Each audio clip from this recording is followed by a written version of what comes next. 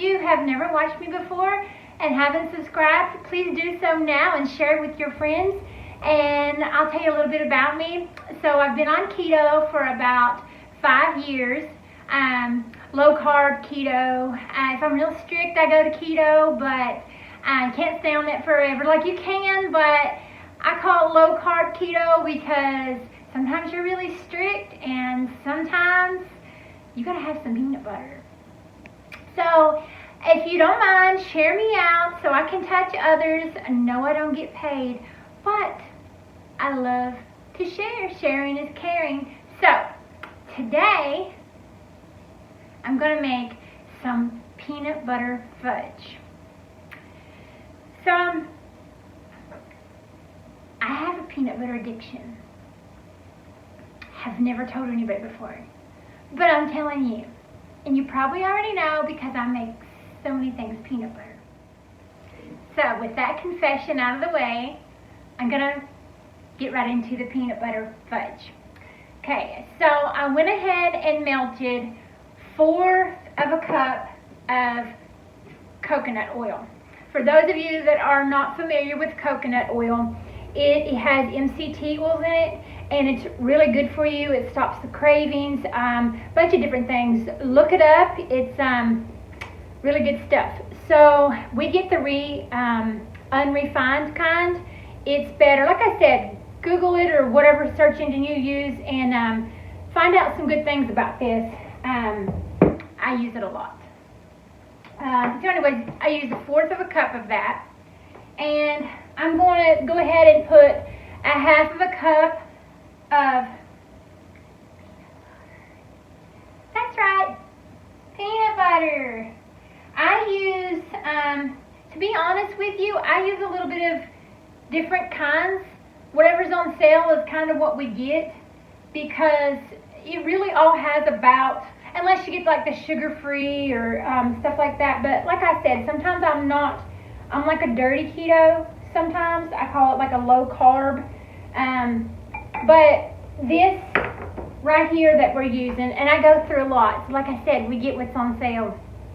But this is Jif. My husband got it for me because I think he kind of knows my addiction, but he's never said anything. But that's okay. I'm glad he didn't because I don't want him to know yet. Because he might break me from it. And we ain't having all that. But anyways, this has 6. Well, it has 8 total and 2 fibers. So you subtract the fiber. So 6 carbs per 2 tablespoons. So it's kind of, you know, it's not strict keto. So if you're doing strict keto, you might want to find like a sugar-free peanut butter. Any of my recipes, you can like use your own brand or your own sweeteners and stuff like that. That's one good thing about like, you know, low carb keto. That's why I always say low carb keto, because really you can use peanut butter and, you know, use different kinds of peanut butter and be 2 or 3 carbs lower than the other. So it's really all your preference of how strict you are of what type of ingredients that you use. You know, a lot of people don't use Splenda, some use stevia, and that's okay. You can use monk fruit, whatever is your go-to. It's totally okay. All right, once you have all of this stirred up really, really, really good, we're going to put in, I'll try to show you the consistency. Really good. Okay, once you got all that mixed up, it was so pretty out today. I was looking out earlier and I said, you know, it's going to be winter before we know it. I love the fall though, so I'm so excited about that, but I don't like winter at all. Okay, so 2 tablespoons of sugar-free syrup, and as you can see, this is from Walmart. It's 5 grams, but it has 5 sugar alcohols, and this is made with Trying to see. I can't see sorbitol. So,